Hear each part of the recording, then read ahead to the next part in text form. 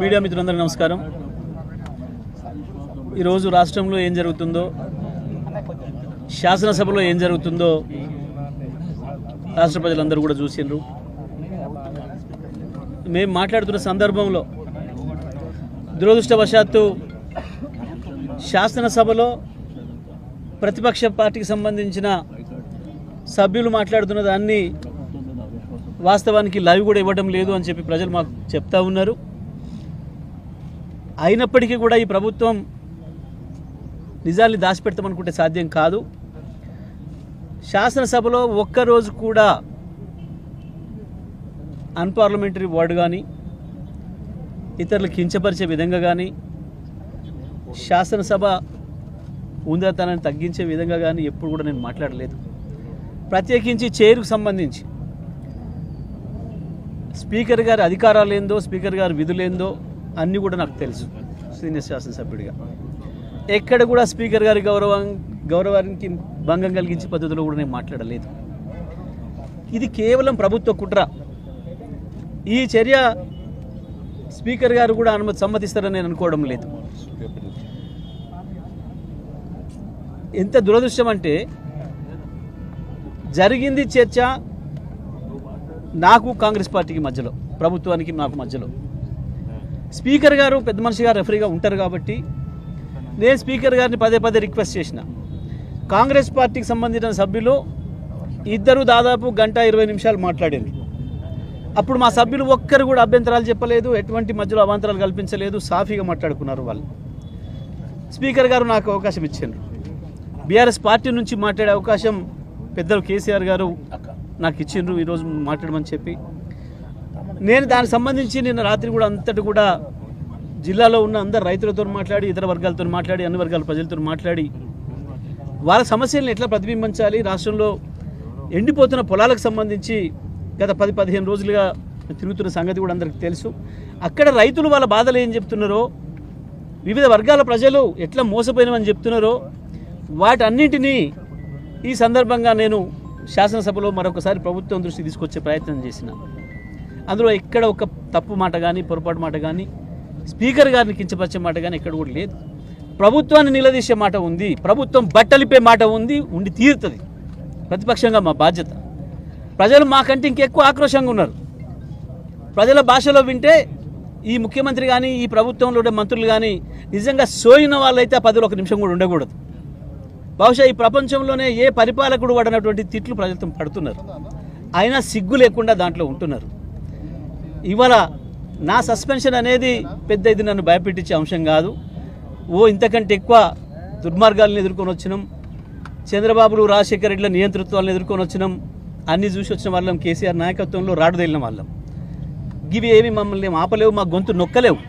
ఇంకా ఇంకా ఇంకా బలంగా మా గొంతును వినిపిస్తాం. ఒక్క శాసనసభలో ఆపినంత మాత్రాన ప్రజాక్షేత్రంలో మమ్మల్ని ఆపలేరు.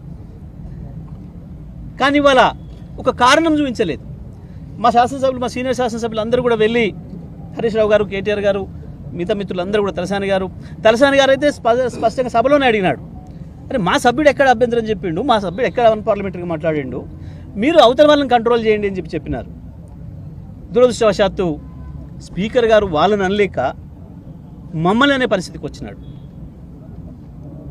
నేను మాట్లాడడం ప్రారంభించగానే అవతల నుంచి కోతుల్లాగా గొంతులు ఇప్పి అరపడం మొదలుపెట్టినారు. నేను స్పీకర్ గారికి పదే పదే విజ్ఞప్తి చేసిన, స్పీకర్ గారు దయచేసి మీరు వాళ్ళని కంట్రోల్ చేయండి, నాకు మాట్లాడే అవకాశం ఇవ్వండి, మీకు అధికారం ఉంది, వాళ్ళని కూర్చోబెట్టండి అని చెప్పి నేను రిక్వెస్ట్ చేసిన. అదే సందర్భంలో నేను చెప్పిన, ఈ సభ వాళ్ళది కాదు, ఇది కాంగ్రెస్ పార్టీది కాదు, ఈ సభ అందరిది, ఈ సభలో అందరికీ సమాన హక్కులు ఉన్నాయి, ఈ సభ పెద్దగా మీకు ఆ బాధ్యత ఉంది, మీరు ఒక్క మమ్మల్ని మాత్రమే అనడానికి లేదు, అందరినీ కూడా కంట్రోల్ చేయాల్సిన అవసరం ఉంది, సభ నడపాల్సిన బాధ్యత మీకు ఉంది అనే విషయాన్ని గుర్తు చేసిన. ఆ ఒక్క రిక్వెస్ట్ చేసిన నేను. కానీ ఇక్కడ ఏ అనని మాటలు పట్టుకొని ఇక ఆ తర్వాత వరుస పెట్టి ఇంత నిస్సిగ్గుగా బీఆర్ఎస్ పార్టీ సభ్యులకు శాసనసభ ఆవరణలో మాట్లాడే అవకాశం రాకుండా ఒకరి తర్వాత ఒకరు 26 మందిని వాళ్ళ శాసనసభ్యులతో మాట్లాడించారు. ఏం మాట్లాడతారు? శాసనసభ స్పీకర్ స్థానం గురించి కదా మాట్లాడుతున్నది. దానికి కులము మతం ఉంటుందా?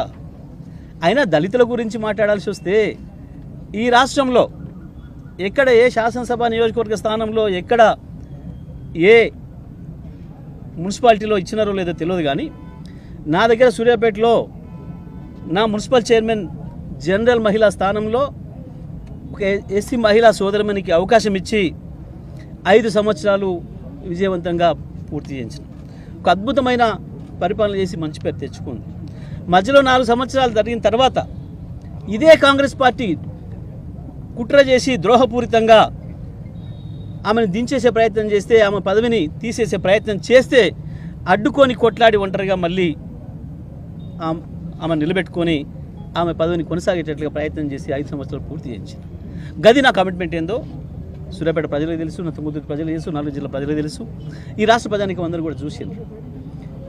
కానీ ఇవాళ ఈ ప్రభుత్వం తను చేసే తప్పుల్ని కప్పిపించుకోవడం కొరకు, వాళ్ళ కమిషన్ల దందాల నుంచి ప్రజలు పక్కదారి పట్టించడం కొరకు, శాసనసభ మొదటి రోజే ఏదో ఒకటి చేయాలి అన్న ఒక ఉద్దేశపూర్వకంగానే ఇవాళ కాంగ్రెస్ పార్టీ సభ్యులు వచ్చి మొదటి నిమిషం నుంచి అరవడం మొదలుపెట్టిండ్రు. నిన్న వాళ్ళ ముఖ్యమంత్రి ఏదో క్లాస్ బీకి పోయినాడని, ఇవాళ లేకపోతే బాగుండదని ముఖ్యమంత్రి మెప్పు పొందడం కొరకో ఈ రకంగా కాంగ్రెస్ పార్టీ ప్రభుత్వం యొక్క ప్రతిపక్షం యొక్క గొంతును వినపడకుండా చేసే కుట్ర చేసింది. దాంట్లో భాగంగానే ఇవాళ నన్ను సస్పెండ్ చేసింది. ఈ సస్పెన్షన్లు ఇవి ఆపలేవు ప్రజల గొంతుల్ని. ఏవి లేనాడు కేసీఆర్ ఒక్కడిగా బయలుదేరి ఒకరొక్కరిగా మమ్మల్ని తయారు చేసి మొత్తం ప్రపంచానికి తెలంగాణ గొంతును వినిపించి తెలంగాణను తీసుకొచ్చిన కేసీఆర్ నాయకత్వంలో రాడు తగిలిన సైనికులకు మాకు ఇవి పెద్ద సమస్య కాదు. అసలు పదవులనే ఇట్లా గడ్డిపోసల్లాగా వదిలేసి కేంద్ర మంత్రి పదవి నుంచి ఇక్కడ ఎమ్మెల్యేల పదవుల కనుక మంత్రి పదవులతో సహా రాజీనామాలు చేసిన బీఆర్ఎస్ పార్టీకి ఇవేవి కొత్తవి కావు, ఇవేవి గతంలో చూడని అనుభవాలు కావు. ఇవాళ ఈ ప్రభుత్వం యొక్క డొల్లతనం బయటపడింది, ఈ ప్రభుత్వం యొక్క కుట్ర బయటపడింది. మొదలైన 4 నిమిషాలకే కాంగ్రెస్ పార్టీ ప్రభుత్వం యొక్క బట్టలిపే కార్యక్రమం మొదలైంది. ఈ ఉపన్యాసం పూర్తయితే ఆయనతో మమ్మల్ని బర్బాదాలు నిలబెడతారేమో ప్రజల ముందటన్న భయంతో ఈ ప్రభుత్వం చేసిన కుట్ర తప్ప ఇంకొకటి కాదు ఈ సస్పెన్షన్. తప్పకుండా దీన్ని ప్రజల్లో ఎండగడతాం, న్యాయస్థానం ద్వారా కూడా మేము ఎదుర్కొంటాం. తప్పకుండా బీఆర్ఎస్ పార్టీగా మా గొంతు నిరంతరం వినిపిస్తూనే ఉంటాం.